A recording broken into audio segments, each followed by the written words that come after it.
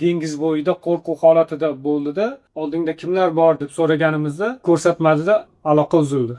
Turkiyada 38 yoshli o'zbekistonlik ayol qidirilmoqda. Shaymal va Dilnoza 2022-yil Ankara shahrida 2 oy ishladi. Qaydonasi singlimni alimlikka beraman, kelmasa bolalaringni olib qo'yaman degan xabarni eshitdi. Singlim majbur 2 oy ishladida Ankaradan Istanbulga ketdi. Dilnozaning yaqinlari uning qiyin vaziyatga tushib qolganidan xavotirda. Istanbulga tushgandan keyin telefoniga bog'langan vaqtda Shahzod Umarov degan inson bilan bog'landik. U aytishi bo'yicha xolamda qarzi bor deb turib bizga ma'lumot beryapti, lekin hech qanaqa qarzi yo'q. O'shandan keyin oxirgi gaplashganimiz dengiz bo'yida qo'rquv holatida bo'ldi-da, gapirsak bizga javob qaytarmadi, faqat qo'rquvda orqa tomonni ko'rsatdi, bizga oldi tomonni ham ko'rsatdi, kim bor, oldingda kimlar bor deb so'ragan.